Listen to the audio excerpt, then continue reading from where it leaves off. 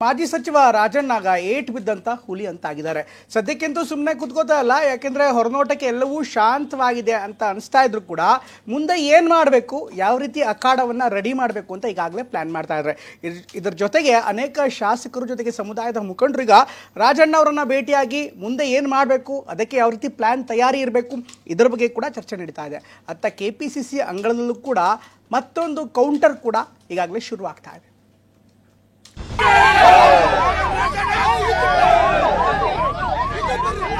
ಡೆಲ್ಲಿನಲ್ಲಿ ವ್ಯವಸ್ಥಿತವಾಗಿ ಮಾಡೋರು ಇರಬಹುದೇನೋ, ನಮಗೇನು ವಿದ್ಯೆ ಬರಲ್ಲ ಅಂತ ಅಲ್ಲ, ನಮಗೂ ಬರ್ತದೆ.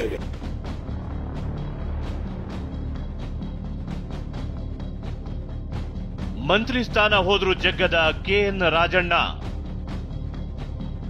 ಹೈಕಮಾಂಡ್ ಮುಂದೆ ಶಕ್ತಿ ಪ್ರದರ್ಶನಕ್ಕೆ ಸಜ್ಜು. ಸಚಿವ ಸ್ಥಾನದಿಂದ ವಜಾಗೊಂಡಿರುವ KN ರಾಜಣ್ಣ ಹಸಿದ ಹೆಬ್ಬುಲಿಯಂತೆ ಆಗಿದ್ದಾರೆ.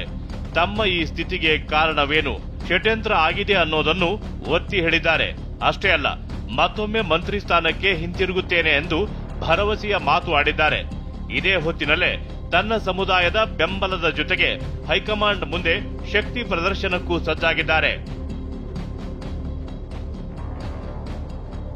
ಈಗಾಗಲೇ ಷಡ್ಯಂತ್ರದ ಬಗ್ಗೆ ಮಾತನಾಡಿರುವ KN ರಾಜಣ್ಣ, ನಮಗೂ ಷಡ್ಯಂತ್ರ ಮಾಡೋಕೆ ಬರೋದಿಲ್ಲ ಅಂತೇನಿಲ್ಲ ಅಂತ ಎಚ್ಚರಿಕೆ ಸಂದೇಶ ರವಾನೆ ಮಾಡಿದ್ದಾರೆ.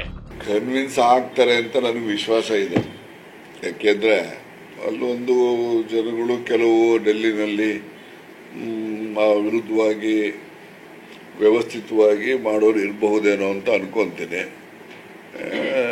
ನಾವು ವ್ಯವಸ್ಥಿತವಾಗಿ ಯಾರನ್ನಾದ್ರೂ ಮುಗಿಸ್ಬೇಕು ಅಂತಂದ್ರೆ ನಮಗೇನು ವಿದ್ಯೆ ಬರಲ್ಲ ಅಂತಲ್ಲ, ನಮಗೂ ಬರ್ತದೆ.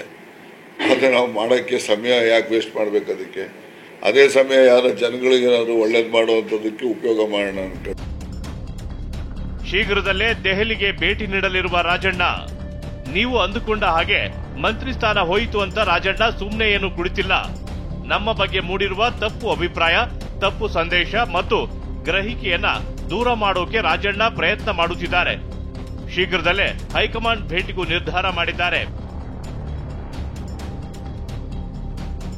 ಶೀಘ್ರದಲ್ಲೇ ಹೈಕಮಾಂಡ್ ಮುಂದೆ ಶಕ್ತಿ ಪ್ರದರ್ಶನಕ್ಕೆ ಮುಂದಾಗಿರುವ KN ರಾಜಣ್ಣ ತಮ್ಮ ಸಮುದಾಯದ ಶಾಸಕರ ಬೆಂಬಲ ತೋರಿಸುವ ಪ್ರಯತ್ನ ಮಾಡಲಿದ್ದಾರಂತೆ.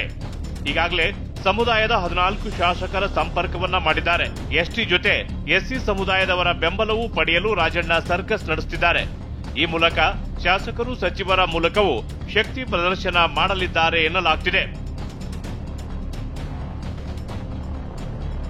ಸದ್ಯಕ್ಕೆ ರಾಜಣ್ಣ ಅವರು ಸಚಿವ ಸ್ಥಾನ ಹೋಯಿತು ಅಂತ ಬೇಜಾರಾಗಿ ಕುಳಿತಂತೆ ಕಾಣ್ತಿಲ್ಲ. ಷಡ್ಯಂತ್ರ ಪಿತೂರಿ ಮಾಡಿದವರ ಮೇಲೆ ಸೇಡು ತೀರಿಸಿಕೊಂಡೇ ಕೊಳ್ತೀನಿ ಅನ್ನೋ ಹಾದಿಯಲ್ಲೇ ಸಾಗ್ತಿದ್ದಾರೆ. ಈರಣ್ಣ ಬಸವ, TV9 ಬೆಂಗಳೂರು.